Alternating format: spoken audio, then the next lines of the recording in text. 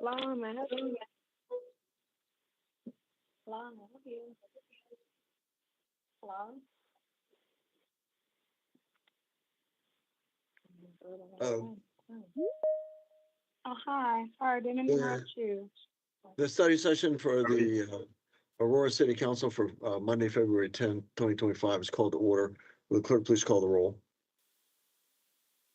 Mayor Kaufman, Here. Councilmember Bergen,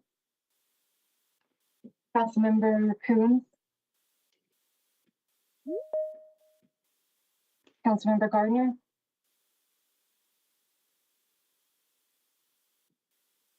Councilmember Hancock, Councilmember Jurenski, Here. Councilmember Casal, Here, present. Councilmember Lawson, I'm here. Councilmember Medina, Here. Councilmember Mario, Present. Mayor Pro Tem Sundberg.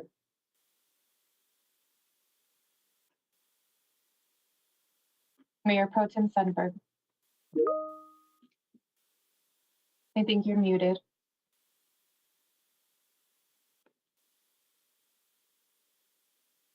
Councilmember Bergen is unfortunately ill, but will try to make the regular meeting for purposes of voting. The first item before us is Civil Service Commission interviews. And the applicants will have 1 minute to introduce themselves and express why they are interested in serving on the Civil Service Commission. Council members will have 2 minutes each to ask questions. And then I will give the applicant 1 minute to provide any final comments. Councilmember Bergen was first, but she's not able to participate right now.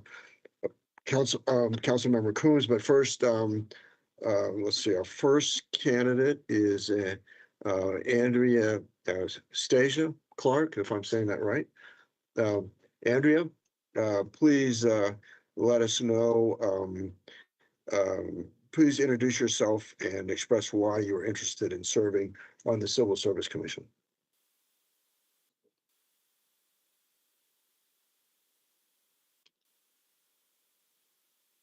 Have we got Andrea Stasha with us?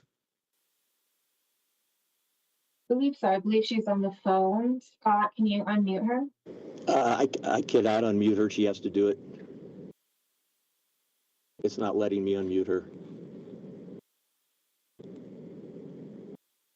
Andrea Sasha, are you online?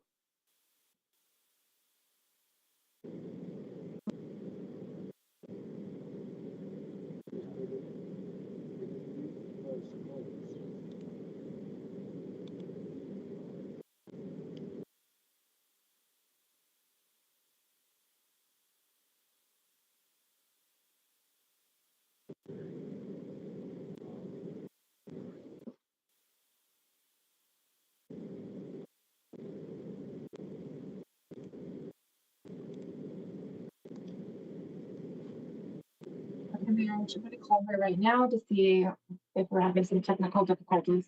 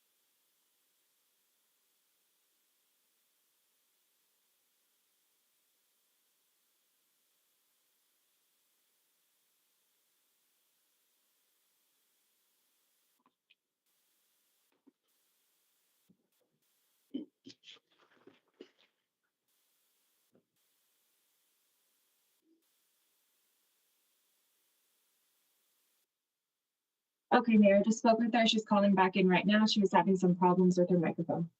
Okay.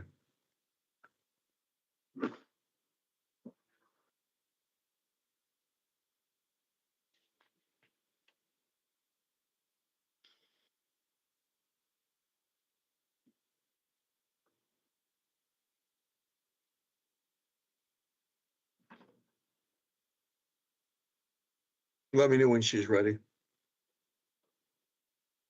Okay. Andrea Stasha Clark. She's still calling in, Mayor.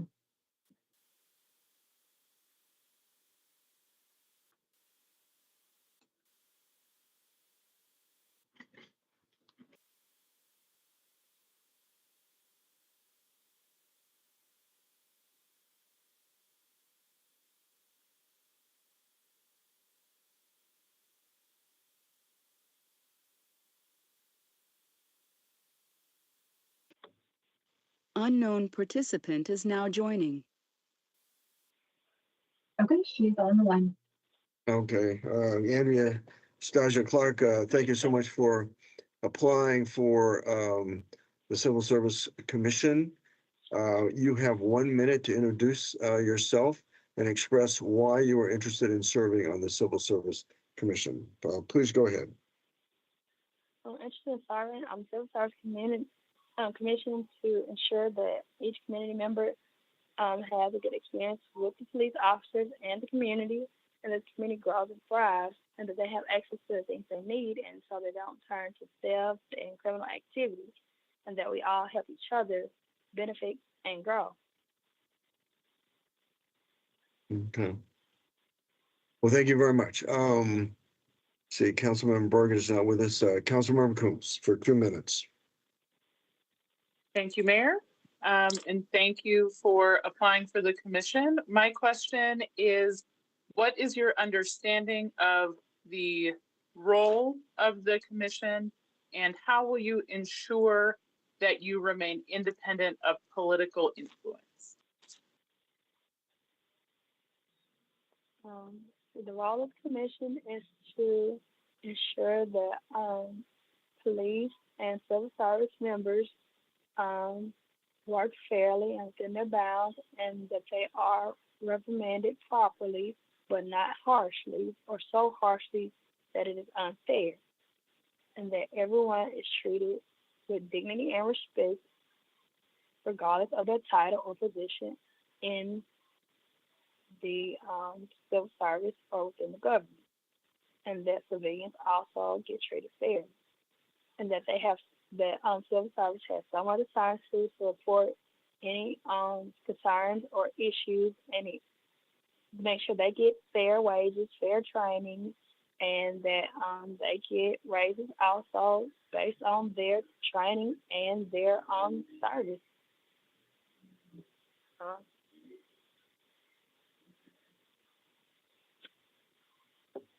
Councilmember Gardner, you're recognized for 2 minutes.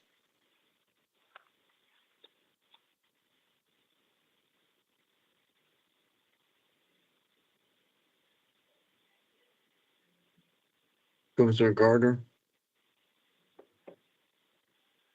I don't see him on the meeting, Mayor. Okay. Councilmember Hancock, you're recognized for 2 minutes.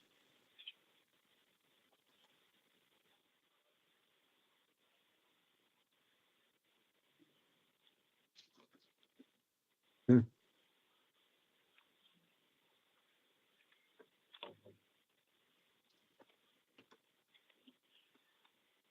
Councilmember Jerensky, you're recognized for 2 minutes. Thank you. Thank you for applying. I'm curious as to what makes you think that you would be the best candidate to be selected.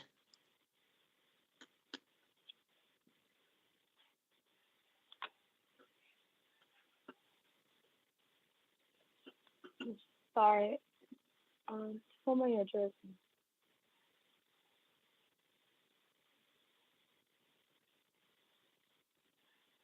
Are you addressing me or another candidate? Oh, Andrew Stasha, please proceed and answer the question from Councilmember Jaworski. Okay. What make me the best candidate? I am not the best qualified. I'm sure someone that works in civil service would probably be more familiar with civil service procedure and techniques, but I'm willing to learn. I'm willing to adjust, and I want everyone to have the best of what is available. And since the resources that are available are nearly 11 million a month from marijuana sales, I'm pretty sure police training and community outreach, along with maybe not stricter patrol, but more monitoring of unregistered cars and tagless cars, could help lower the incidence of hit and run, and maybe help police outreach to the community and get us all maybe more diverse community members, those who speak a different language. Maybe find a police officer who is of a different ethnicity, who speaks a different language, to help communicate with maybe Spanish speaking or Asian speaking members of the community who don't quite have such a great relationship with police, and develop a more friendly relationship with the civil service. And also for people who are elderly, maybe make them feel more comfortable and safe in their environment, and make children feel comfortable where they are and feel comfortable enough to disclose if something is wrong in their house or household, or something is not right at school, so that they don't turn to violence and so many uncontrolled events happen, such as gang member violence and school shootings. Because children who feel like they can't communicate with adults tend to run to other children who are older that they can look up to. And children leading children is kind of like the blind leading the blind. It's not so great of an idea all the time. So, Okay, thank you very much. Councilmember Castor, you are recognized for 2 minutes. Well, thank you so much for applying. So my question to you is, what would be your top priority if elected as a civil service commissioner? my top priority, making sure the civil servants are properly trained, have access to what they need as far as technology and the right proper vehicles and proper screening technique, without using force, like without using force, but screening for potential, being more vigilant for potential accidents, potential violence, potential gang involvement. Not so much being forceful, but being present, being in the community, not just being there, but being a part of the community. Having events that let them get to know people in the community, not just patrolling and sitting in a car, not knowing where they are and what's going on, not knowing faces that they see every day, and just showing up. And sometimes not being able to show at all because they're unfamiliar with the area. So my priority would be making sure the police are properly trained and paid for their training. So if they require additional training, they need to be paid for the hours of training and that additional training. Thank you. Thank you. Councilmember Lawson, you are now recognized for 2 minutes. Thank you, Mayor, and thank you for applying. My question to you is, how will you ensure that your decisions, if you get onto the commission, are unbiased and free of personal or external influences? Unbiased, free of personal and external influences. Let's see, to make sure I'm unbiased and free of personal influences. Let's see. Or external influences? I don't tend to let people tell me how to get things done and what to get done. I tend to notice what needs to be done and then set up a plan to get it done.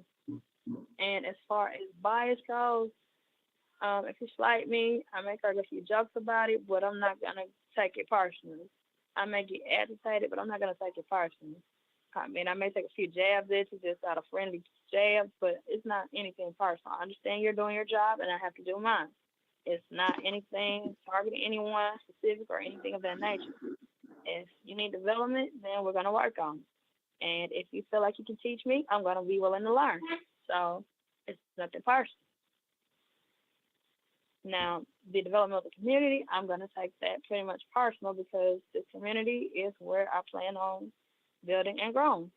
So, I mean, if I see that someone's kind of an outlier and that they don't too much want to build a community and they're more of the type to harass, assault, abuse their authority, and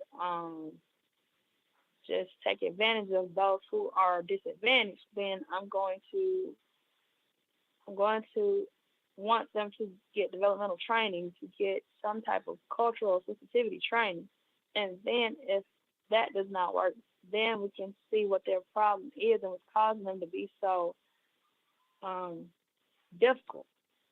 And if those difficulties persist, we can try a different duty, like this duty for a little while, see if that stress is less stressful for them. Because sometimes people have things going on in their life, they're busy, they have children, they just need a break. So sometimes this duty kind of relieves that stress and anxiety, and it may be a calmer situation for them versus being out on the street driving and Mhm. patrolling.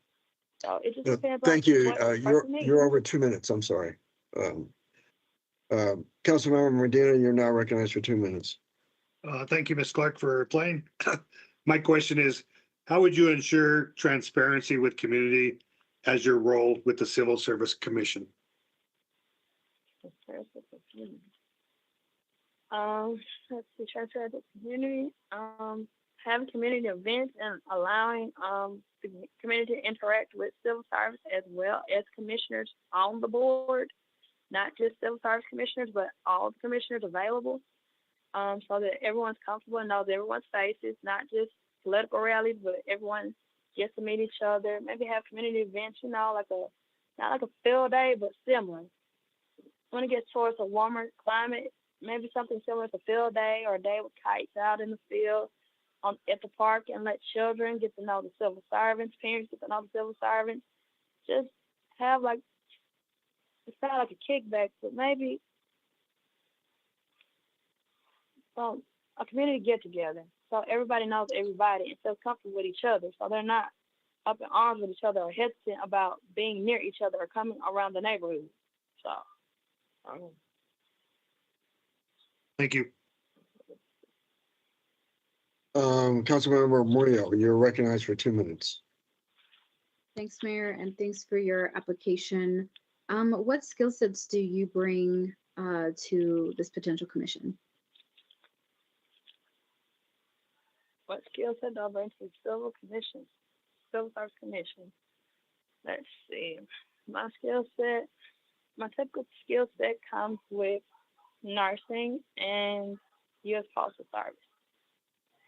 And usually, I work in retail. So I worked retail, nursing, and U.S. Postal Service. I tend to work a little harder, put my time, effort in. I stay until the job's done, and I make sure that I promote health, well-being, mental and physical, and I want financial stability in all that is near me.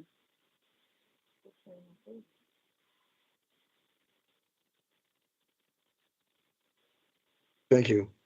Mayor Pro Tem Sunberg, you're recognized for 2 minutes. Thank you, and thank you for applying, Ms. Clark. I was looking at your resume, and in the last number of years, it didn't look as if you'd stayed at a particular job very long. Is this something that you could commit to and have the time for? Yes, it's something I can commit to and have the time for. I don't tend to stay at a job very long. I've moved from Mississippi to Colorado, and from Indiana to Mississippi. As a nurse, I tend to travel a little bit. I go to where I'm needed, and so I've moved from Indiana to Mississippi to Colorado. It's just natural for me to go where I'm needed, and natural for me to go where the climate is suitable for me. I tend to like to travel, but this is where I prefer to be. The climate's more hospitable. People are more people are more polite. They're more down to earth. They're more real people. Thank you. Well, Ms. Clark, thank you so much for applying. You have 1 minute for any concluding remarks. Um, Thank you for your time and opportunity. Um, I hope that I did not confuse or annoy any of you, and I look forward to meeting you in person sometime in the near future. Thank you. Thank you very much. Let's see, we have Barbara Cleveland. Although we're about 4 minutes early, is Barbara Cleveland ready? Yes, we do have her in the waiting room, so we'll move her over.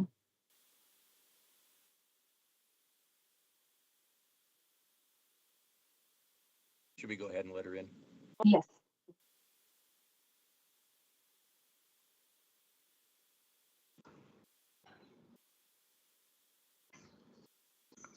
Hello. Yeah, Barbara Cleveland, Mayor Mike Hoffman, thank you so much for your continued service on the Civil Service Commission and for your desire to be reappointed to the commission. You have 1 minute to introduce yourself to myself and the council and express why you're interested in serving on the Civil Service Commission, continuing to serve on the Civil Service Commission. You may begin. Thank you, Mayor and members of council. I really appreciate the opportunity to do this. This would be my second term for civil service. A little bit of my background. I was on the budget committee. I was on the planning commission, then on city council. I was blessed to be appointed when I was also on the Colorado Municipal League Board, and I was also blessed by the governor at the time to be appointed to the post board, the Peace Officer Standard and Training Board. And then I was also a member of National League of Cities Public Safety and Crime Prevention Committee, where I was vice chair twice and chair. A little bit about me. I have enjoyed working with civil service and working with, especially with the consent decree, and trying to figure out how we need to do and what can be done. I think we have an amazing police department and an amazing fire service. And so to me, it's just an opportunity to make it better. Thank you. Councilmember Coombs, you are now recognized for 2 minutes. Right. Thank you, Mayor. And thank you for applying again for the commission. My question is, what is your understanding of the role of the commission, and how will you remain free from political influence? The role, I think, of civil service is to work with police and fire and make sure the standards that we have for police and fire are adequate and done well for the citizens of the city of Aurora. I think we've done a good job and working with the consent decree people.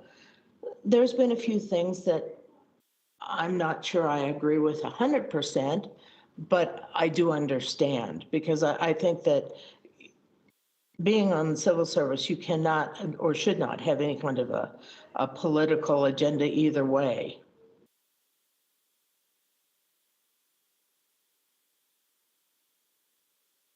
Thank you. Let's see, Councilmember Gardner, you're now recognized for 2 minutes.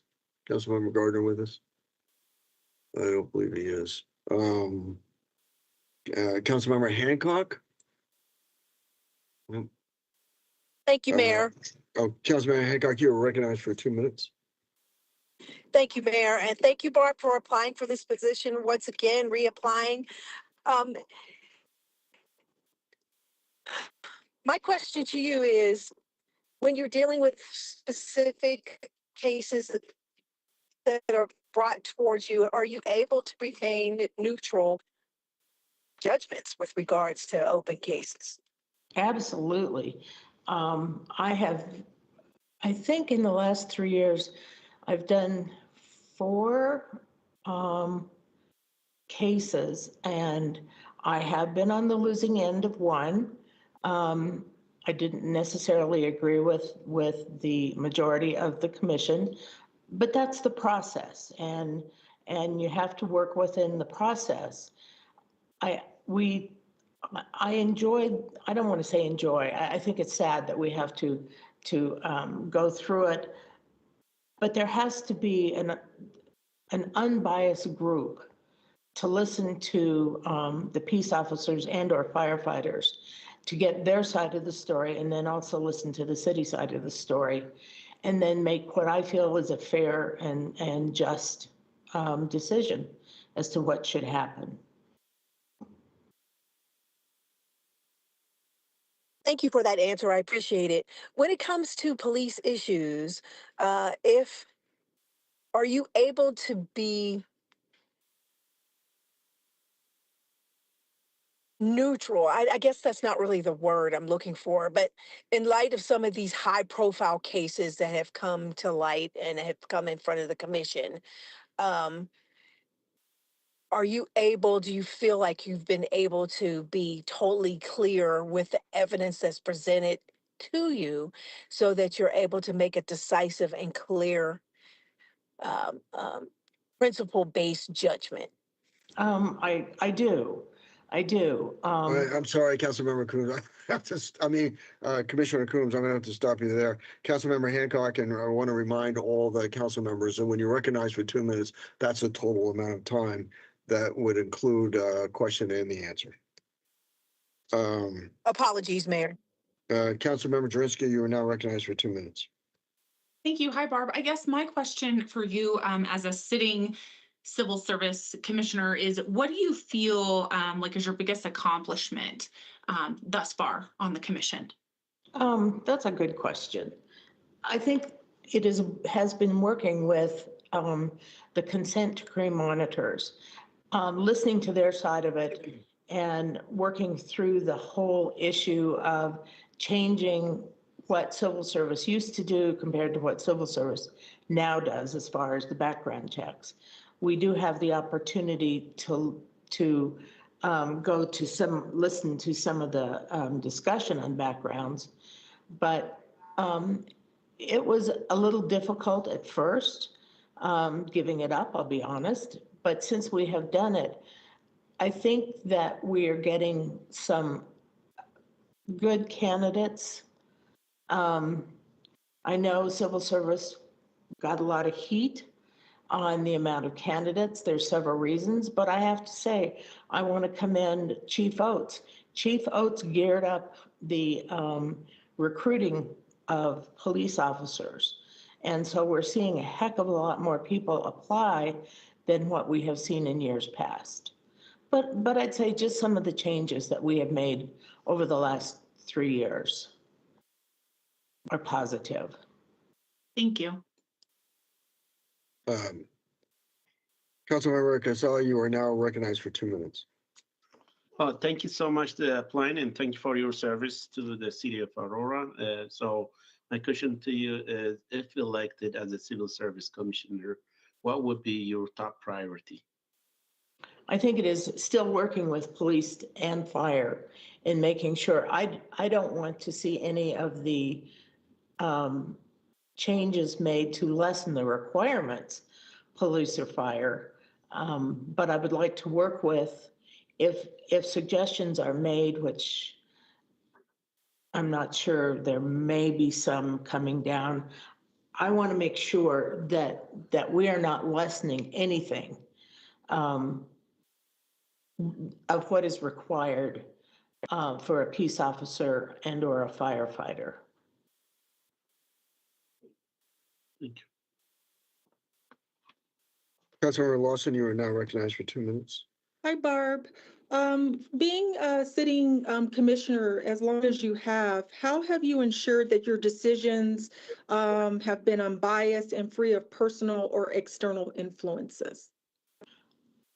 Number one, I have honestly can say that those that have come before us, I did not know. I knew of one.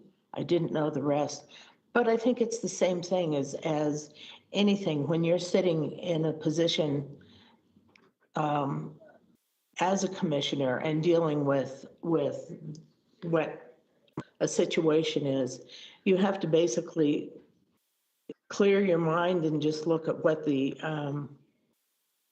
information that is given to you from the city and or from the attorney of the peace officer or firefighter, and be as neutral as you can, because I just don't think there should be any kind of bias one way or the other in any decision that was made.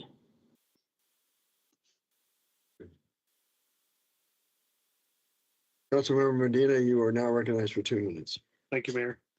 Thank you, Ms. Cleland, for applying again.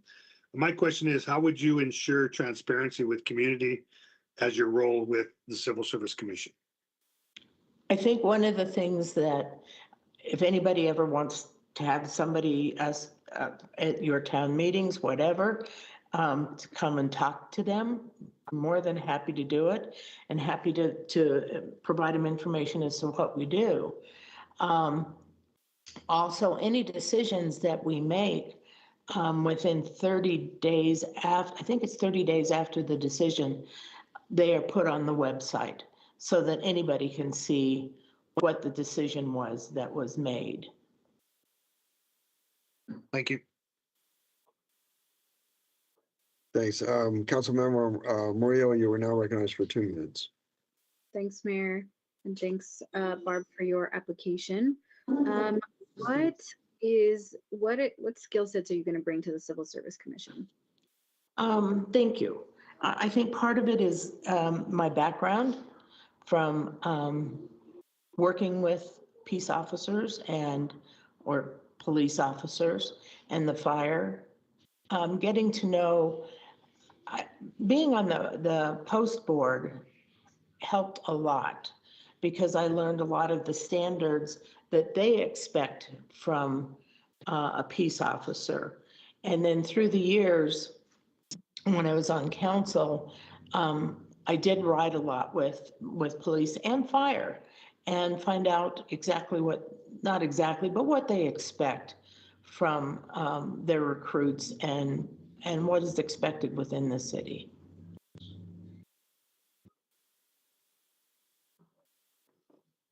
Mayor Pro Tem Sundberg, you are now recognized for 2 minutes. Thank you. Hi, Barb. I know you bring a lot of experience to the table, and you have the time to commit to this. Based on your experience in serving, with respect to the guidelines and the processes that direct you in this work on the committee, are things working well there? Are there any changes that need to happen in your estimation?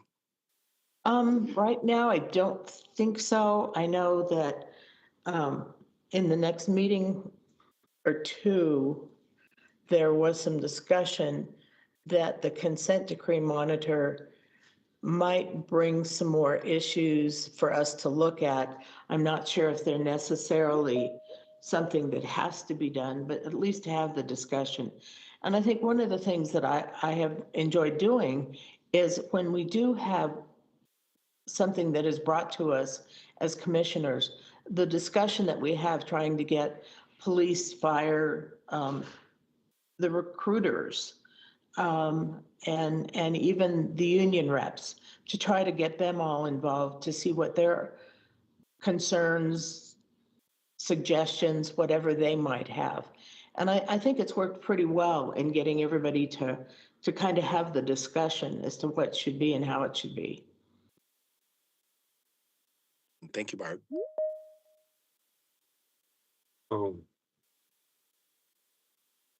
Is there anyone else who hasn't asked questions that wishes to ask a question? Don't see anybody. Commissioner Cleland, I just want to, first of all, thank you for all your service on the Civil Service Commission and your desire to continue serving on the commission. And you have 1 minute for any final remarks. Thank you, Mayor. First of all, I want to thank you all. I do appreciate you taking the time to do the interviews. I know as a council member, there's a lot of issues and time that are not your own. And so thank you very much. I would like to continue for 3 more years. I think there's a few things I would like to finish up as far as the consent decree issues and making sure that our police and fire have the best opportunity to learn and work through some of the issues in the city. I know that we had issues regarding minority hiring and trying to get some more. I know Councilmember Jurinski had trying to get some more females. We keep asking. So I think there's still more that can be done. But lastly, I want to thank you guys for the time that you take to do this. I know it, as I said before, it's very time consuming and you don't make that much money for doing what you do. So for me, thank you very much. Thank you. Thanks, Commissioner Clune. Judy Gurley Lutkin. I know we're ahead of time. Is she available? She is. I believe she is on. Should have it right now. Judy? Yeah, she's in.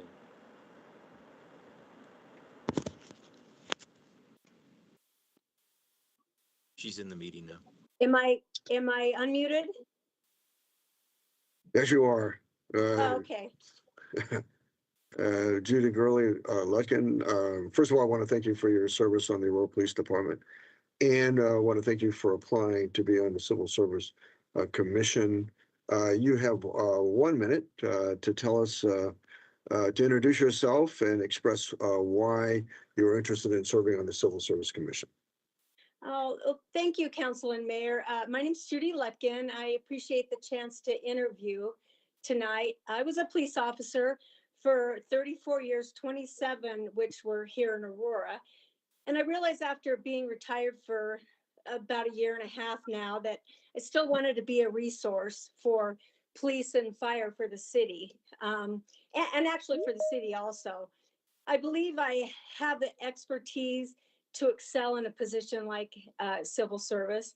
And I wanted to help the city find some innovative ways to overcome the recruitment and retention issues that they've had.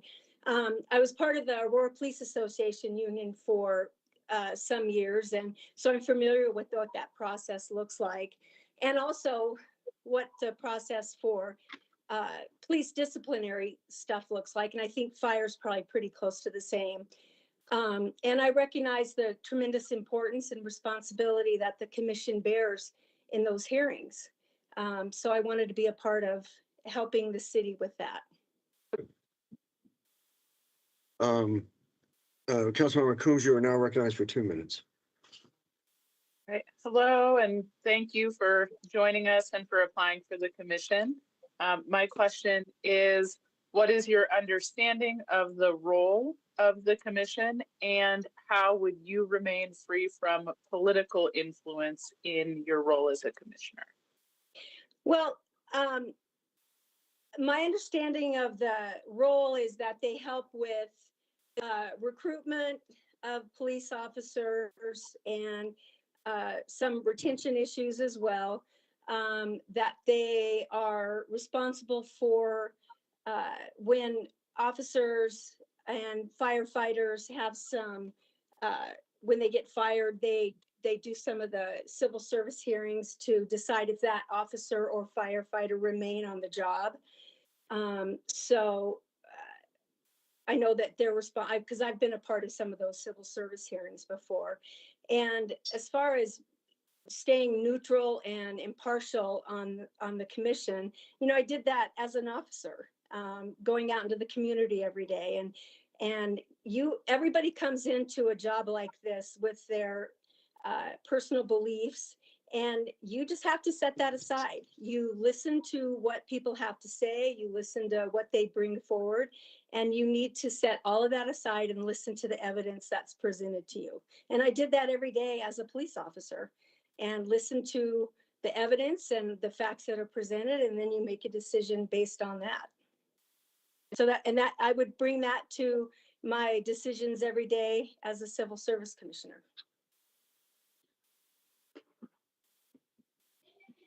Thank you.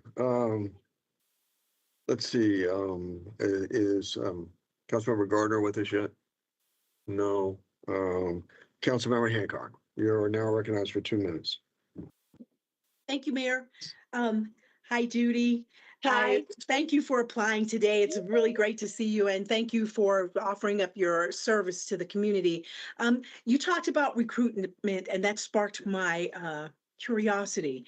Tell me what your philosophy would be about adding more women recruits to the force.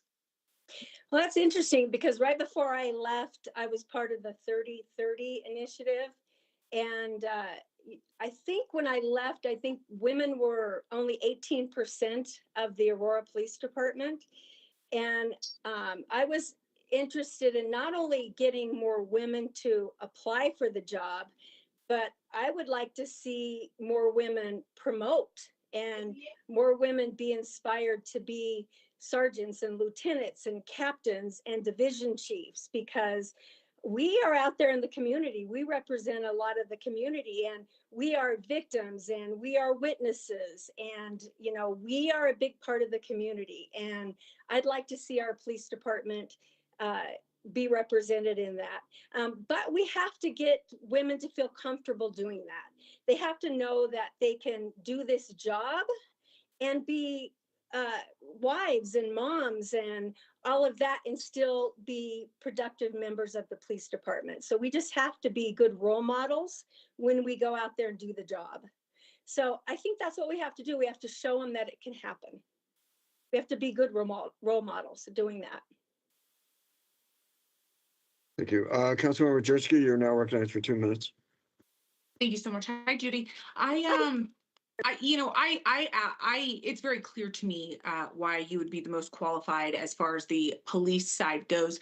But I'm just curious to know, what do you know? What do you know about the fire side? Do you have any idea of what their needs are?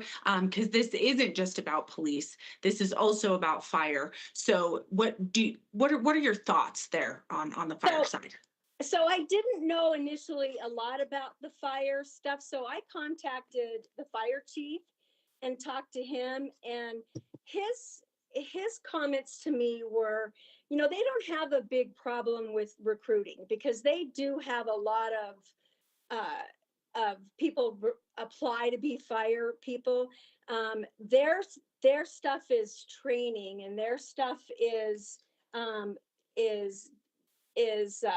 is more on the side of, I don't have my notes here, but their stuff is training and equipment and that kind of stuff. They're more into getting their people trained, and I asked him about laterals, and he said, he's not a big person on getting laterals in, because where he comes from, he likes to get firefighters into the fire service and bring them up, everybody at the same time, and they start and go through the academy all together, and not a lateral stuff. And I know police, we like laterals, and so the fire service, they're not doing that. They like to bring them through the whole 20-week academy and get them trained like that. So their stuff is more training and equipment and stuff like that. So that's what their stuff is. And I had a really nice conversation with Chief Otten. Thank you.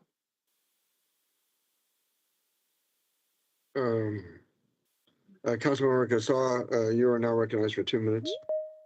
Well, thank you so much for your service to the city of Aurora, especially with the police department. My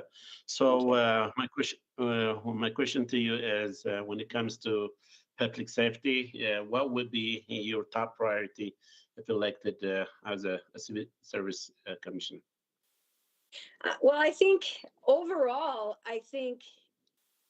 for police, it would be probably retention, because it sounds like everything's going pretty well in recruitment because the academies are being filled. But I'd like to see retention be an issue. I've spoken to a lot of officers, and patrol needs to be staffed, and we need to keep a lot of experience on the road. And if we can get those officers to stay on the road and keep that experience out on the street, everybody is better off if we can keep those officers on the road and keep those officers out there answering calls for service. We are all better off for that. So I would tell you, I think retention would be a big issue for police.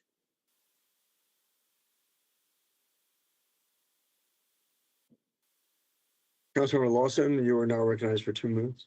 Hi, Judy. Thank you for Hi, your Angela. service to the police department, and thank you for applying for the commission. You kind of explained this answer with Councilmember Coombs' question, but maybe you can expand a little bit about it, maybe with an example or something like that.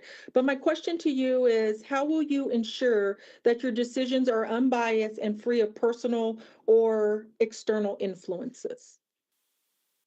Well, I would say that, for example, if a during a civil service hearing, for example, a police officer came in for a hearing, and it was someone I knew, I just have to set all of that stuff aside and listen to the evidence that comes in. It's just like a court of law. If you're sitting in a jury, even though you have strong convictions about the person, or one way or the other, whether you really, really like that person or you really, really don't like that person, whatever evidence comes into that case, you have to make a judgment call and put a weight on whatever evidence comes in. And you have to make a determination based on the facts of the case and put your personal judgments on that person or whatever witnesses come in for or against that person. You have to set your personal judgments aside and make a determination based on whatever evidence comes in. And you do that every day as a police officer, and I think even as regular people, we should do that. Just in our everyday lives, you have to decide if things are true or if they're not true. Even when things come in to you from the media every day, we have to make a decision. Is that real or is that not real? Because there's so many things bombarding us every day, and we have to just make a decision if it's true or if it's not true. And I would do that every day on every case. Thank you. Your time is up. Councilmember Medina, you're now recognized for 2 minutes. Thank you, Mayor. Thank you, Judy, for your past commitment to the community and current wanting to be back in service of the community. My question is, how would you ensure transparency with community on your role with the civil service? Well, I think that's a decision that you take with the entire committee. As a committee, you decide what comes outside of executive staff. I mean, you as a group decide what stays inside, because there's always executive, right? And then there's stuff that it gets released. So I think that, and as being on the board of directors with the Aurora Police Union, we had our executive meetings and there was things that stayed inside and that we had to keep amongst the board. And then there was stuff that we could release to the members and to the general public. But there's always those things that are confidential that need to stay executive. And so I think as a board, you make those decisions as a board. And so I think that's how that stuff gets handled. But as transparent, you be as transparent as you absolutely can. And that's based on and because I'm not part of the commission yet, I don't know what is supposed to be released and what isn't. But I think you make those decisions as a board. Thank you. Councilmember Murillo, you are now recognized for 2 minutes. Thanks, Mayor, and thanks for your application. What skill sets will you bring to the Civil Service Commission? Well, I think, like I said earlier, being part of the union and being a part of the police department, I sort of have a working knowledge of what the disciplinary processes are for police. And I think, like I said, fire, I think is probably pretty similar. So I know what gets, what those things look like, and then what moves over into, what gets transferred over into civil service. I think I have a general knowledge of what civil service expects for police officers and firefighters in general, what they're looking for employment, and what we want for employment for the city, what we want a police officer to look like, what we want a firefighter to look like. Unknown participant is now joining. And so, so what we want, so for employment purposes in general, what we want that to look like. So I think just that expertise in general, I think I bring that knowledge. And then just being a police officer for 34 years, I might be able to help them come up with, like I said earlier, some innovative ways to overcome those obstacles that the city's had for so long in retention. And like I said, they're doing fine in recruitment, but maybe some ways to figure out how to keep officers. So. Okay. Thanks. Let's see, Mayor Pro Tem Sundberg, you are now recognized for 2 minutes. Congratulations on retirement, Judy. Thanks for all those years of service. Thank you. When you were an officer for so long and there's this commission, this outside entity, did it ever seem as if they could have done something better, moved faster with certain things from your perspective, or it needed improvements? There's a couple things. The first thing was getting officers into the door, because it seems like we are fighting with Denver, we are fighting with Arapahoe County, we are fighting with Lakewood, we are fighting with all the other agencies around the Denver metro area to get officers in the door. Because especially when they're moving in from Texas or Florida or other states, they want a job fast. And so they're going to go to whoever offers them the job first. And even if Aurora pays more, they need a job now. And it takes Aurora way too long to get the background done and get all that stuff done. So we need to find a way to get that stuff done faster, because we need them to want to come to us. So that was the first thing. And just streamlining that process could get them in the door. And once I take a look at some other things, if I'm lucky enough to get this position, maybe there's some other ways we can keep officers here. Sometimes it isn't all just about pay. Sometimes it's about other benefits and stuff like that. But the number one thing is getting those backgrounds done faster. Thank you. Thanks. Virginia, I want to thank you so much for your service in the Aurora Police Department, and thank you for applying for this position on the Aurora Civil Service Commission. You now have 1 minute to give your final remarks. Well, thank you for listening to me, and thank you for your thoughtful questions. I think after being an officer for so long, I spent a lot of my time trying to make a really positive impact in the community that I live in. And I think this is another way that I can continue to do that, being a commissioner. I believe I am a qualified candidate to be a part of the commission. I think I would be an impartial voice on this commission, and I would give very careful and deliberate consideration to the matters that came before the commission panel. In retirement, I'm always seeking to have new challenges and opportunity for growth in my life. I am definitely an ambitious person, and I do like to have purpose in my world. So I think this is absolutely an appointment that would give me that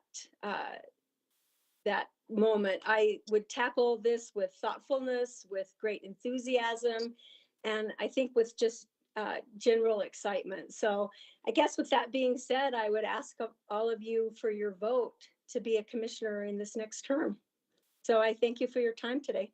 Thank you. Thanks. Katie, is Desmond McNeil ready?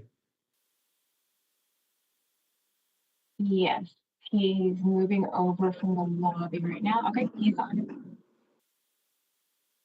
Desmond? Yes, can you hear me? Yes. Desmond, this is Mayor Mike Hoffman. I want to thank you so much for applying for the Civil Service Commission. And you have 1 minute to introduce yourself and express why you're interested in serving on the Civil Service Commission. All right. Hello. It's good to see everybody again. My name is Devin McNeil. I grew up outside of the street from the municipality. I went to Gateway High School. I graduated from Smoky Hill High School. I went to the Community College of Aurora. My first degree is from Metro State, so I'm very much a local product. I've been a paramedic for 2 years. The last 10 of those years have been in leadership. I have a lot of experience working with fire and police departments. Currently, I work as a registered nurse in an emergency department in Denver. I've been on the commission for the last 3 years. 2 of those years, I was voted chair. I like to think that my leadership was very important in getting us 100% compliant with the consent decree currently. And I think we're already starting to see the benefits of that with increased police and police applications and hiring academies and things like that. I just want to reapplying because I want to continue to serve, and kind of, as they say, the work's not done. We've done a lot of good things, but we still have some things to do. So. Thank you. Let's see, Councilmember Coombs, you are now recognized for 2 minutes. Thank you, Mayor. And thank you for reapplying to the commission. My question is, what is your understanding of the role of the commission? But I think more importantly, kind of given the fact that you already have the experience there, how would you remain free from political bias, and what are some examples of that in the work that you've already done on the commission? So I think to remain free from political bias, you have to, in a lot of ways, you really have to go out of your way to get involved in those type of things. Like I'm focused on the commission. Like I'm not running for office. I'm not looking for favor. I'm focused on the work in the community and the citizens of Aurora. So the focus is the police department and the fire department and what we can do to help, and not necessarily what party belongs to what and how that plays in. So I think to stay neutral, you just have to focus on the task in front of us.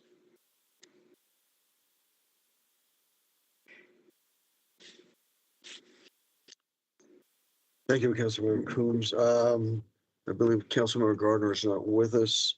Oh, let's see, Councilmember Hancock, you are now recognized for 2 minutes. Thank you, Mayor. And thank you, Mr. McNeil, for applying again for the Civil Service Commission. And thank you for your previous service. I wanted to ask you, what do you think is the biggest role, the impact that the Civil Service Commission has had on the consent decree?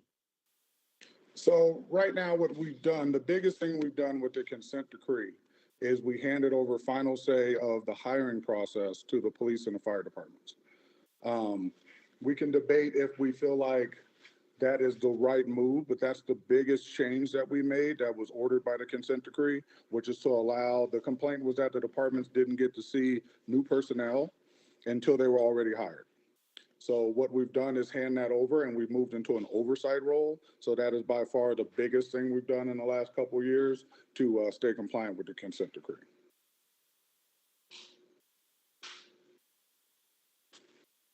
Thank you. Councilmember Jurenski, you're now recognized for 2 minutes. Thank you, Desmond, for reapplying. My question is, being a current member of the civil service, what do you feel like your biggest accomplishment is? I'm sorry, could you say the end again? What do I feel like? What accomplishment? What do you feel like your biggest accomplishment has been? Again, I mean, I hate to kind of repeat the same answer, but really the consent decree was such when I first came on was in the trail end of COVID, and we were getting like 6 police officers for an academy. And it was a very real problem. And it was not just us, it was nationwide. By working with the consent decree and our 5 different police chiefs at this point for me, we've been able to turn that around. Like right now, I think the last academy had 30 to 40 police officers in it, and probably the last 2 or 3 academies have been that way. So I think the biggest change is probably when we handed it over to the police department. The biggest accomplishment by handing it over and turning it around, it increased recruiting from the department side. And that's what brought in a lot more people into the departments, into the hiring process. And I think that was the biggest thing we did, was make that change that allowed us to increase numbers. So I really feel like we've turned everything around in the last 3 years as far as hiring. So I would say it's that. Thank you. You're welcome. Councilmember Casal, you are recognized for 2 minutes. Well, thank you, sir. Thank you for reapplying. So if elected as a civil service commissioner, what would be your top priority? I think currently where we're at in the new process is, if I'm fortunate enough to continue on the commission and whatnot, that the commission has moved into more of an oversight role when it comes to the hiring process. And we need to figure out what that looks like. In the last year, we have let the police department and the fire department kind of conduct their hiring process and figure out what that looks like for them. And now it's time for us to step in and figure out what the oversight role looks like, as far as we still do appeals, but where do we fit in the hiring process now, and kind of get that locked in so everybody's on the same page. Thank you. Councilmember Lawson, you are now recognized for 2 minutes. Hi, Desmond. Thank you for your service on the commission, and thank you for reapplying. My question to you, being on the commission, how have you ensured that your decisions have been unbiased and free of personal or external influences? So one of the things I definitely do when I hear about misconduct from police or fire in the paper or in stories on the news, I don't watch it.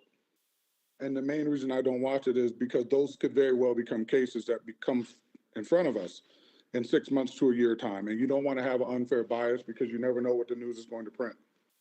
So if I hear about a case, the most important thing is to stay away from it until you get the actual facts in a law setting. And if you don't hear about it, you don't hear about it. I'm also, my first major was anthropology. I have a good understanding of people.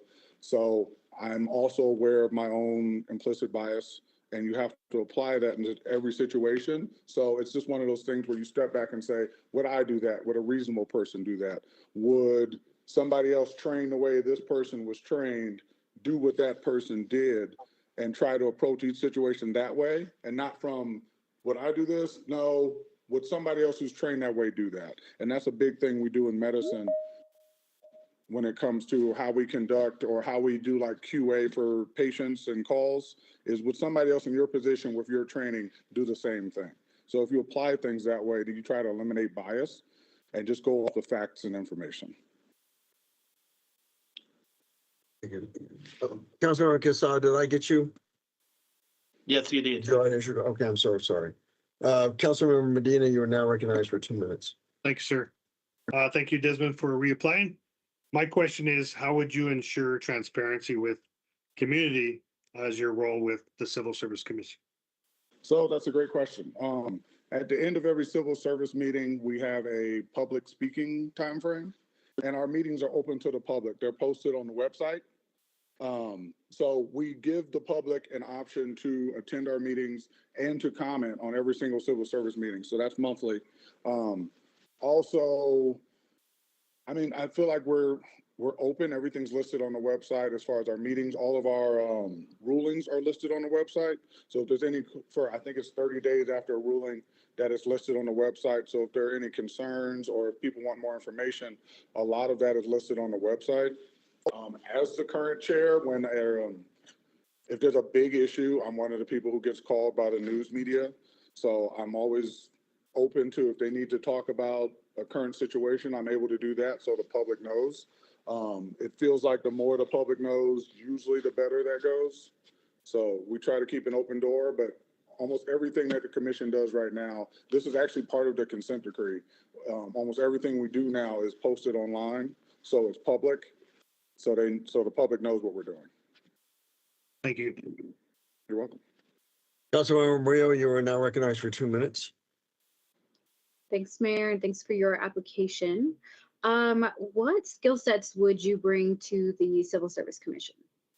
So I think leadership is a skill set in itself, and I've been in leadership for almost 10 years now in EMS, in nursing, and also on the commission.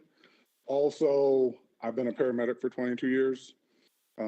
I think that helps a lot because as a paramedic, you work with police and you work with fire. I understand the streets, so that's all public safety. Like, I'm not a cop, but I understand their role on the street. I've been there with them. I'm not a firefighter, but I understand that role. I've been on the streets with them. I feel like that is a unique perspective without being too close where bias comes into play. I think it's dangerous if I was a Aurora firefighter, I think it's dangerous for me to oversee their disciplinary system. But as somebody who hasn't been in that system, but I've seen it as kind of a partner on the streets, I think it gives me an advantage. It also lets me know where they need help, and maybe where they have deficiencies. Mayor Pro Tem Sundberg, you are now recognized for 2 minutes. Desmond, thanks for your service and for applying again. You bring experience and knowledge, and you've seen some changes occur. What motivates you to reapply again, and what do you enjoy about serving on this commission? You know, I like service. I became a paramedic when I was like 21 years old, and I've been in public service for a long time. I just like serving the community. I'm doing the best I can to, be a good person and do good things in the world. Like, that's what I'm trying to do. I feel like we still have things to do, but we're doing a good job.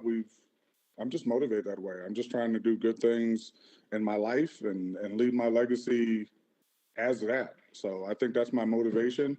When I first started, absolutely, we had a lot of problems with the hiring process. We weren't getting enough people. I think we've turned that around. I think I was a part of that. So I think we've been fair in all the disciplinary decisions we've made. I don't agree with all of them, but that's why there's 5 of us. So if somebody disagrees, it's going to be majority rules, and usually, we're all on the same page. So I just think the whole job itself motivates me. It's nice to be able to help, and it's nice to know that I'm making a difference in the community I live in. Thank you. Well, Desmond Meal, I want to thank you so much for your service on the Civil Service Commission, and your desire to continue serving as a commissioner. You now have 1 minute for any final comments. Thank you, Mayor. Thank you, City Council. I appreciate the opportunity to reapply and hopefully continue on in this role. I appreciate you guys taking the time out to sort through this. I'm sure you have a lot on your docket nowadays. Yeah, I want to continue the good work. And like I said, the job's not done. We've done a lot of good work. The job's not done yet. So I'd like to continue on and hopefully get these things across the finish line. So we're in a good place. Thank you very much. I appreciate Thank it. Matthew Snyder, Katie, is Matthew ready? Yes, he is on the meeting now. Okay. Matthew Snyder, thanks so much for applying for the Civil Service Commission. If you have 1 minute to introduce yourself and express why you're interested in serving on the Civil Service Commission. Thank you, Mr. Mayor. And thank you, council members, for the honor of serving the City of Aurora's Civil Service Commissioner for the past 3 years. And thank you, Councilmember Bergen, for recommending that I apply 3 years ago. I'm asking for a renewal of my commission for another term because I believe I have fully and completely met the obligations and responsibilities of this office. I have 100% attendance for all of our meetings and special obligations. Over the past 3 years, I've helped the commission and the city fully comply with the 12 mandates of the consent decree that relate to the commission, most notably to rewrite the commission's procedures, policies, and rules to provide more transparency and standardization, and to shift to an oversight role for the applicant, testing, hiring, promotion, review, candidate appeal, and officer disciplinary processes, while transferring responsibilities for recruiting and final decision on hiring to APD and AFR in coordination with Human Resources. It's been a privilege to work alongside the leadership team of APD and AFR, and I believe I have cultivated an excellent working relationship with them and will continue to work well with them should you honor me again with another term. The best part of serving as Civil Service Commissioner. Oh, thank you. I'm sorry you're over time. Yeah. Well, got about I'm sure 10 you'll be able to address this during the questions. Okay, sir. Let's see, Councilmember Coombs, you're now recognized for 2 minutes. Thank you, Mayor. And thank you for applying again to be a part of the Civil Service Commission. Thank you. My question is, well, twofold. One, what is your understanding of the role of the commission, which you've already talked about a little bit? And then how will you remain free from political bias? And what are examples of having done that in your current service? Okay.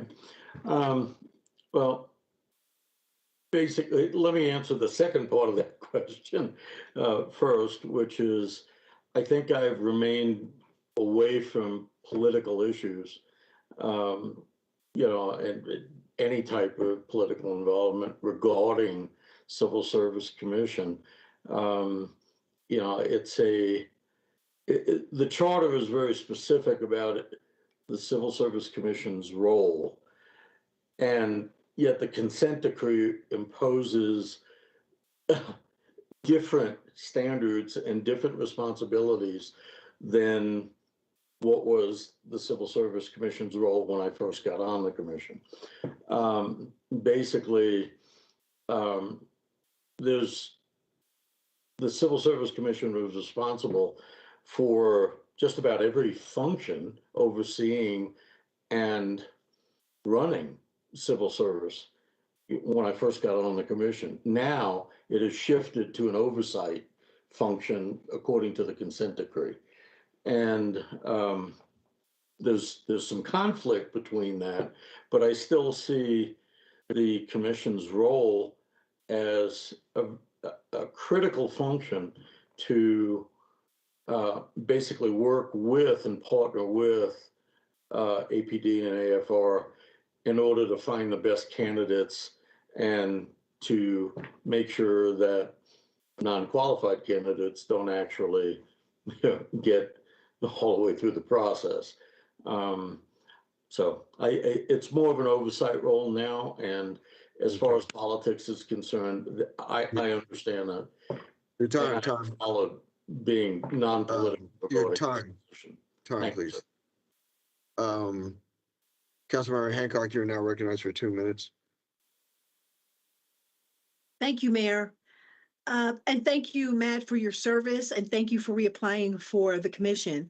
I would like to ask you what is the biggest thing that the Civil Service Commission has done in recent memory that has impacted our community and your service as well?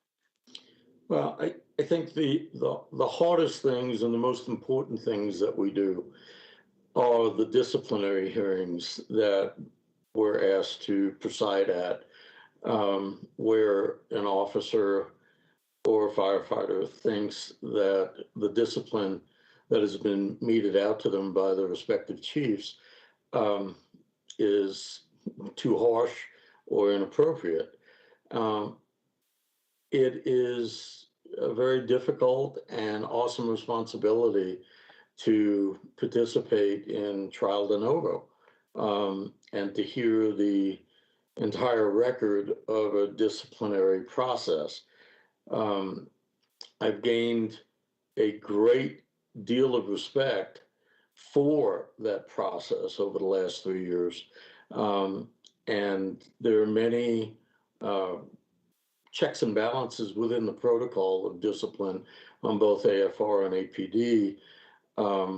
And it's a very thorough, exhausting process, but we're required to sit in judgment of those appeals of discipline.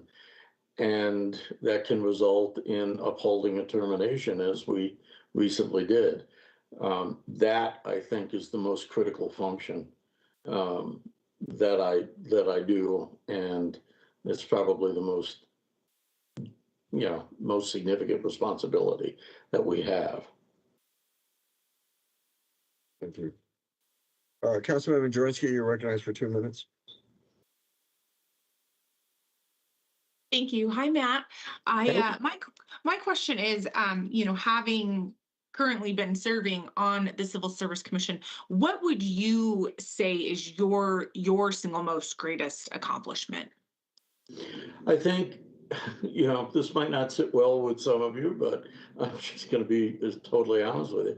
I think my greatest accomplishment was pushing back on some of the consent decree monitors requirements or observations or suggestions that we go so far away from what the charter specifically requires and tasks the Civil Service Commission with. I don't think that the Attorney General has fairly has fairly criticized the commission of the city or APD or AFR. And so pushing back against taking away the authority that the charter specifically gives to the commission, I think, is one of the biggest contributions I've made.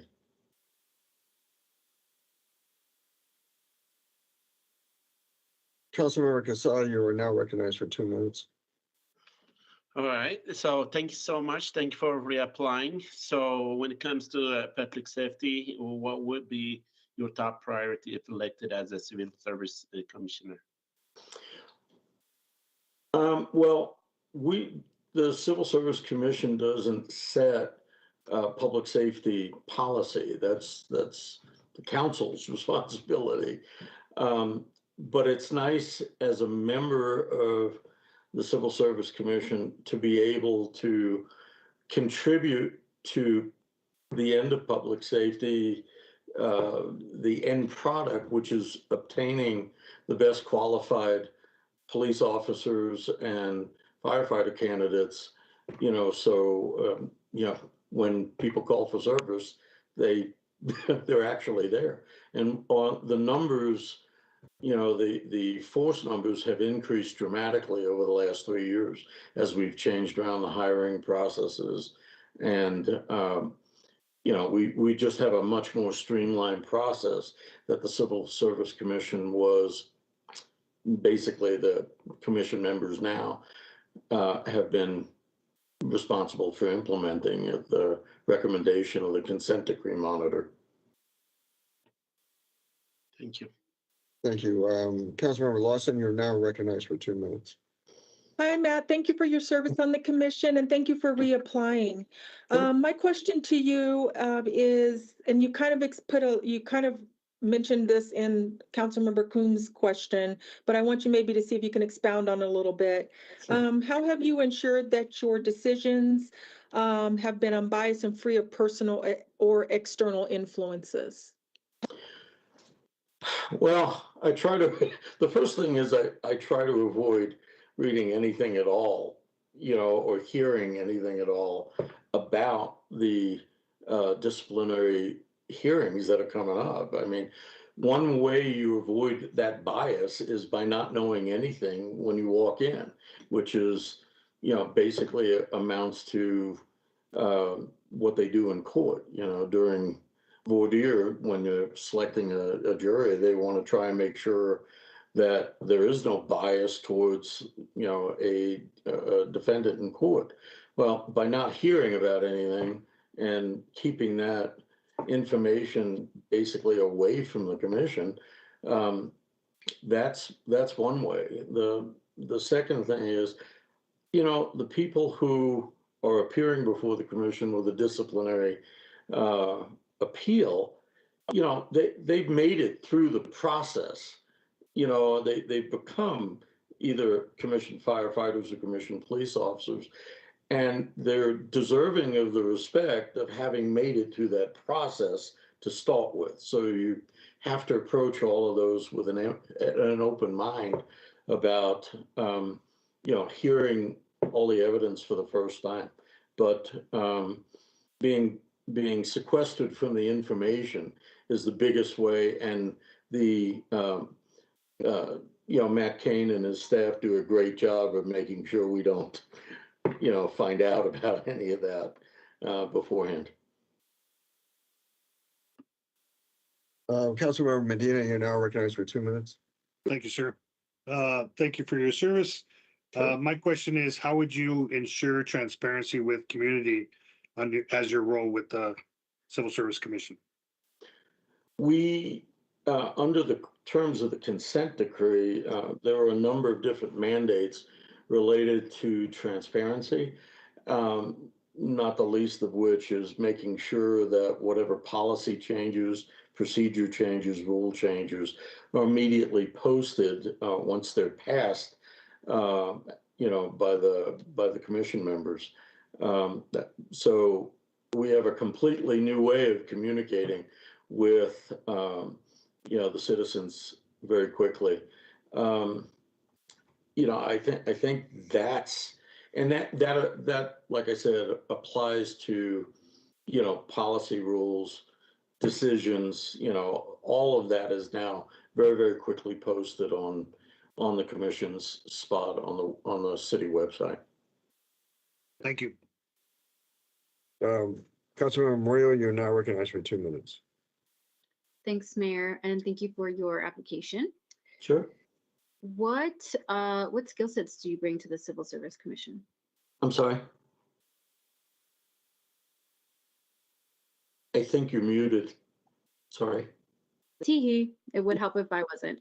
What skill sets do you bring to the Civil Service Commission? Well, going way back to my youth, I spent 2 years on the New York City Police Force.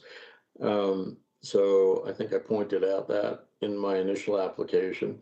I've been an IT director and IT consultant for, 40 years. I think I understand, the logic and progression of most arguments, be they legal or cultural or social. So I'm really, got a couple of degrees. I'm also a licensed United Methodist pastor, although I'm not serving. And I think I bring a great deal of sense of justice and balance and compassion to the role that I serve. So besides my educational and professional accomplishments, I'm a decent human being and I care about this city.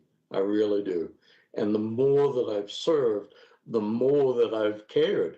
This is a way to really build my love for this city. And that's why really I think that's the driving force behind applying again. Is this has been both fun, educational, and helps me with my citizenship in the city. Mayor Pro Tem, you're now recognized for 2 minutes. Hi, Matt. Thank you for your service and for reapplying. Thank you. Just for clarity, did I hear you indicate that it would have been your preference to keep the hiring process within the Civil Service Commission? Well, that's one way to interpret it. Let me clarify just a little bit is I am a literalist when it comes to, things like a constitution and the charter. So we've seen with your with the charter. Yes, sir. It's the charter hasn't been amended, and there's very specific rules, very specific responsibilities in the creation of the Civil Service Commission that the consent decree just basically ran roughshod over. I think we could have probably hammered out a better compromise, but I think all of us arguing over the development of the process during several council meetings, I think we got the best process we could in view. But weren't the candidates coming out of the civil service at a glacier's pace? I think we've really ramped it up, and that's a good thing. Absolutely, no doubt.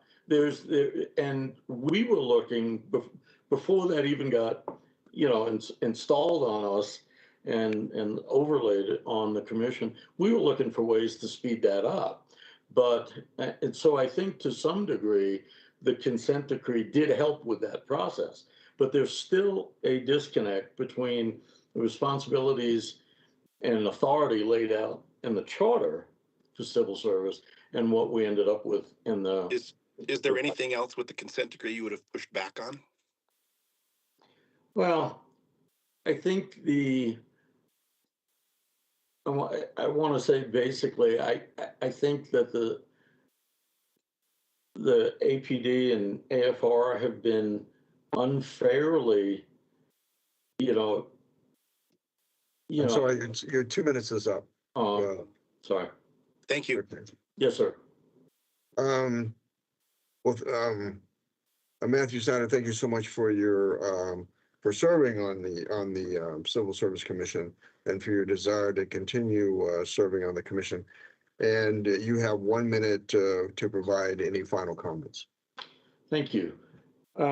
Basically, as I've mentioned here, I would really like to serve again. I think this has been basically a way to build my love for the city, and I didn't really expect to come out after the last 3 years being so enamored of this position. I'm very committed. I've developed these great relationships with the police department and the fire department's leadership. And I think I'd like to continue that if you would allow me. Thank you very much, and thank you for your service and you're interested in continuing on. Thank you, Mr. Mayor. Thank you. Thank you. With that, there is no mayor's update. Are there any issue updates? I see no issue updates. Is there any objection to moving the consent calendar forward? Item number 3A through 3F. Seeing no objection, the consent calendar will move forward. Item number 3A to 3F. Item number 4A, Pfizer February committee report. Liz Rogers. Thank you so much, Mayor and Council. Liz Rogers, Intergovernmental Relations Manager. So the Pfizer Committee met on February 7th and took positions on the following bills. House Bill 25-1083, Vehicle Transactions Deployed Military Families as a support, and amend position on House Bill 1053, Landowner Immunity for Emergency Access to Property, and opposed positions on Senate Bill 001, Colorado Voting Rights Act, and House Bill 1031, Law Enforcement Whistleblower Protection. Thank you. Have we taken a position on Senate Bill 44? No, we have not. Okay. Okay. I would like us to take a look at that. Chairman, if we can take a look at that at some point in time, I'd like to be able to weigh in on that if the city were to take a position against it. It concerns fentanyl, and so it's something we ought to review. Are there any questions of Councilmember Lawson? Do you have any comments?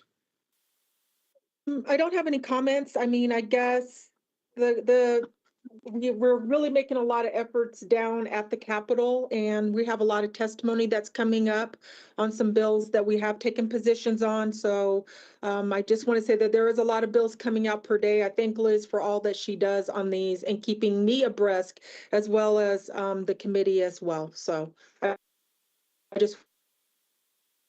and I'll take any questions as well. Okay. Questions of the chair or Liz Rogers? Mayor, Councilmember Coombs. I just had questions. Well, I'll start with questions, and then there's a different item I would like to have some discussion on. The agenda for the 7th showed that some bills were discussed that are not, that it doesn't show we took a position. So I just wanted to ask for clarity on positions on different items. So I'll just go down the list. The agenda showed House Bill 25-1146. Did we take a position on that bill? Liz, go ahead, sorry. Sorry, yes, I said the date incorrectly. These are the positions taken on the January 24th meeting. We'll do the report for the February 7th meeting at the next study session meeting because of how the dates fall with the approvals that we need to get into eScribe. But I'm happy to answer the questions from the 7th as well. Okay. For some of them, I guess I can leave aside. But I was wondering. Oh, okay, sorry. Councilmember Coombs, I'm sorry. I mean, if you would like to know the positions that we took, we can go down and tell you what the positions are that we took on those, if you would like to. I just think as we're doing here in this format, the way Liz has it, but if you want to know what we took, the positions, we'll be glad to go through those with you based on that list from last Friday. That would be helpful only because I would guess that in the next 2 weeks, there may be actions taken on those items prior to us hearing them at study session. Okay. Is there any legality before I start with this from legal to let Councilmember Coombs know? I mean, it's public record as far as I'm concerned. Yeah, I mean, we're doing the Pfizer update. I mean, it was clear that, as Mr. Rogers stated, she was going to do it. So yeah, you can go ahead and tell me because the committee meeting already took place. I wouldn't discuss them. I would just report out what the positions were. Okay. Go ahead, Liz. Did you want to do it or did you want me to do it? I'm happy to do it, but if you would like to, please feel free. Okay, so Councilmember Coombs and then Liz, you can follow up for House Bill 25, and this is based on the agenda, the list, so I'm following that if that's okay. House Bill 25-1146, the juvenile detention bed cap, the committee took the support position, and that was 3-0 for that one, for the Pfizer committee.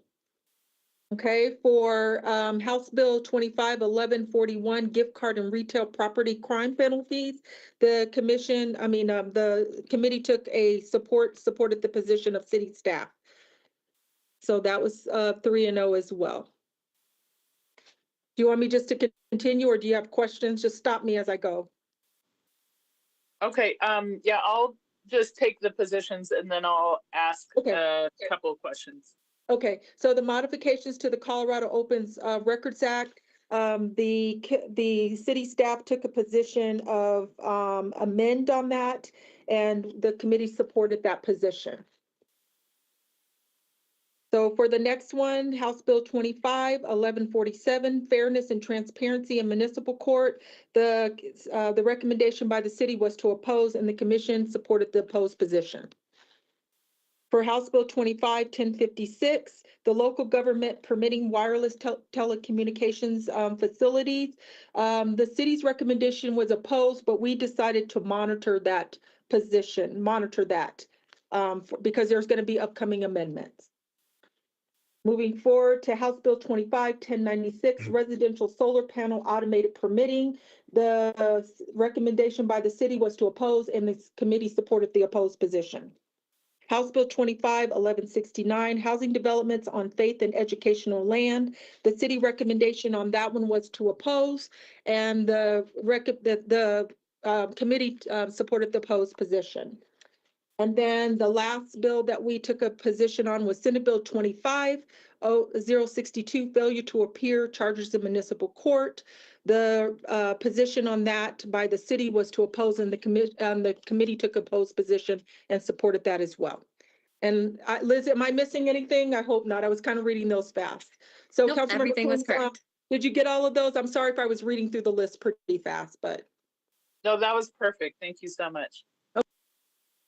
I do have a question for City Attorney Schulte about the recommendation that yes whatsoever. Is any action going to be taken? Because if there's action going to be taken on these recommendations, but we can't talk about them, then having them presented to council for discussion and guidance seems like it's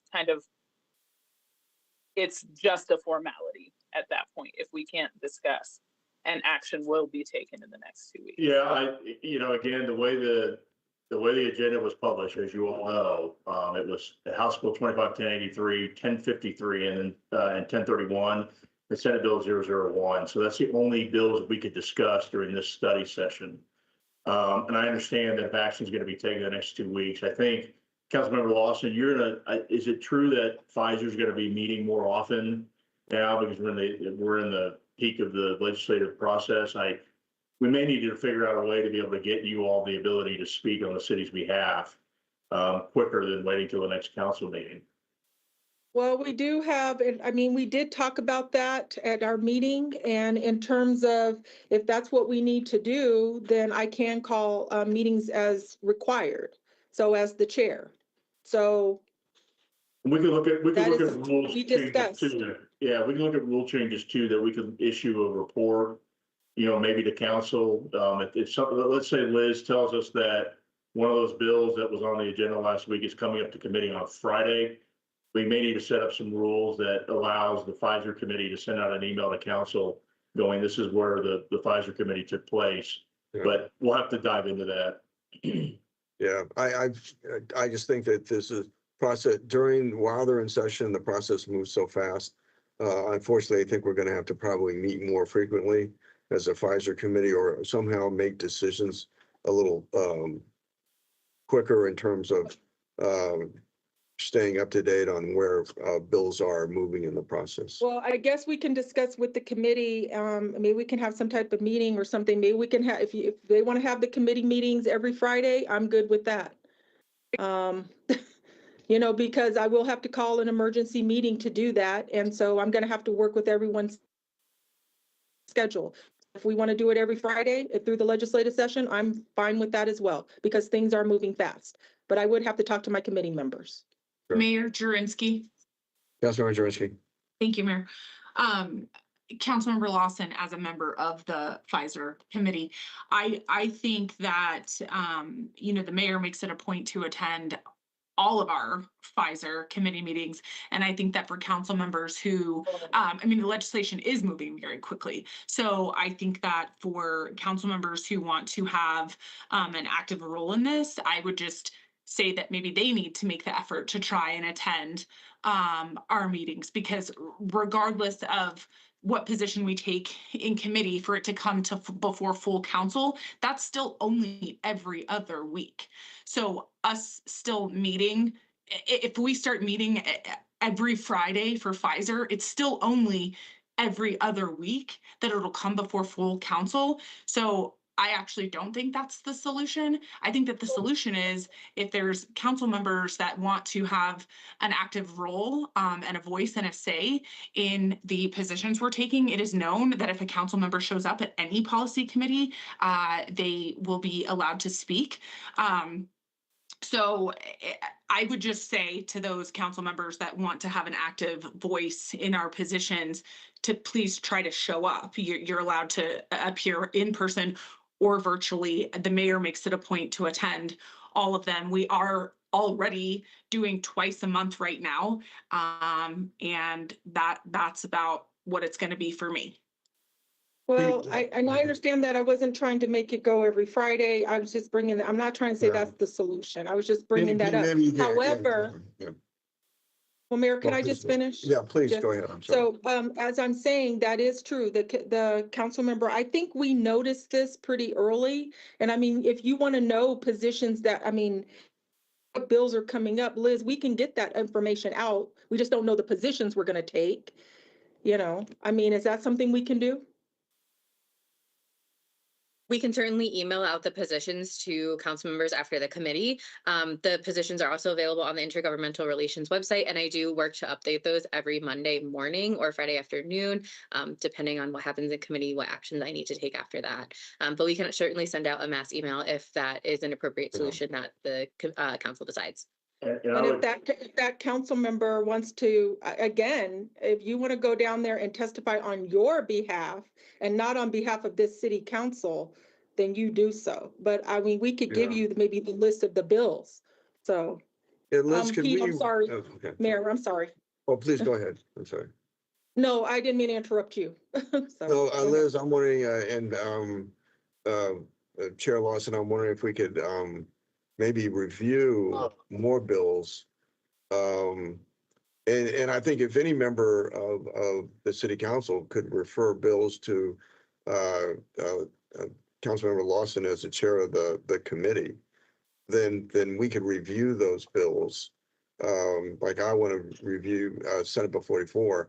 And so I think maybe we'll have a little I mean, again, I think maybe that's the way to do it. We don't need extra meetings, but we need to cover more in each meeting and to have, again, to have any, I think Liz Rogers sees and Peter and I mean, our whole staff sees bills that are important to the city and they put forward to the committee. And I would encourage members, and I'll do the same, so that I think if any member of council asked a review on a bill and has a position on the bill that they like, that could go to the chair and then the chair could bring it up at the regular meetings and we could take a Mayor, position. and Mayor, I understand that, but there's like hundreds and hundreds of bills. So we really want to stay within the nexus of the city.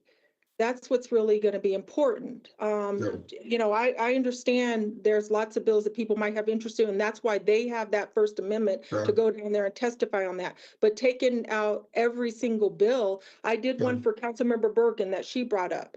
Okay, we're monitoring it. So that one was brought up too. So council, I mean, if they want to send bills to me, but we got to also remember, we can't just take a position on, 300 bills. We really got to make sure that they're nexus to the city. So I just want to emphasize that. Now, whoever wants to be the chair after this, they can do whatever, but we really need to make sure that that is what we're trying to do. So, Right, but the committee can reject any bill that's brought before the committee based on whether or not it's important to the city. Okay. Mayor, if I may, Councilman Cruz. this is getting way too complicated for what I was asking. Liz and Councilmember Lawson, you already do a great job of making sure that the bills that you're going to look at are on the agenda of the Pfizer committee. I wasn't asking for any changes to the Pfizer committee, actually. It was more about, it used to be the process that you all would discuss the bills, and then we would, as a council, have the opportunity to to consider those positions before action was being taken. And it seems like with the current process, because of eScribe and our calendaring, that's not really feasible. And so understood. But I wonder then, is there an opportunity during the meeting? I guess this is a request for a potential change. Is there an opportunity during the meeting for registering officially a minority position on a bill? Not asking you to take extra bills on. That's actually not a request either. I'm thinking about the bills that you all have already taken up that have a nexus to the city. I agree that we don't talk about every bill. And I think George brought that up, and I think Pete, you just have to maybe clarify. A minority report can be done, but is that from a council member or from the committee? But a minority report can be done, right? Especially when we're discussing the bills with the full council. Is that correct? So the way the process works, like Pfizer makes the decision, right? Technically on behalf of council. Now, when they come to the study session and it's on the agenda with the bill numbers, as Councilmember Coombs has stated, she can then say, I oppose the city's position. And then you all can discuss about whether or not you guys have, if the priority is to change the city's position through the study session process. Now, I think what we could do, and again, I agree that Pfizer can meet as many times as they want. If it doesn't get into the agenda packet, that's why we can't have those discussions right now. So maybe we can work with Katie in the city clerk's office that since we had the Pfizer meeting last Friday and we got the positions of the bill, that before the next council agenda is done, we can try to get both Friday Pfizer committee recommendations in this agenda. So everything that can be discussed today instead of having to wait 2 more weeks. And I think Councilmember Coombs is asking, can she do a minority report if there's something that we have taken a position on? Yes, but So it would that have could to be listed on the agenda during the study session where it would be brought up for discussion, but it has to be noticed. Oh yeah, so Katie just reminded, Pfizer met just last Friday, so it would have been past the past the agenda. So I don't know, maybe moving to Friday that you guys meet to give us a little bit more time to get it in the agenda packet, because yeah, Friday, the agendas are already out for today. Thanks, Katie. Yeah, is that a rule change though for a minority report? Because any member, so even if Pfizer takes a majority position, any member from council can show up and testify as long as they identify their position is not representing the city, it's representing themselves. Correct, yeah, as long as they go say, look, the city took the position of X, but as a council member, I'm not speaking on behalf of the council member, I'm speaking on my own behalf as a resident of Aurora, a resident of the state, and this is my position. And that's perfectly appropriate. Okay. Mayor. Yeah, Councilmember Coombs. So, but that requires going down for every single bill. Right. Versus if we have a minority report, we can say, right, a minority of council X members took this other position and have that information also be provided alongside the position taken by the committee. I think that's a rule change. I think that's a rule change. That is. That's a rule change. If you want to bring that forward for a vote, that's your prerogative, but that's a rule change. Yeah. But Mayor, can I Councilmember just clarify one thing though? Because I just want to just clarify this, and I think it's important to note, to say this at the meeting though, but if the Pfizer committee, and I thought George said this, if the Pfizer committee, if there anybody on the committee that wants to do a minority report, then we can do that for the Pfizer committee. Is that correct?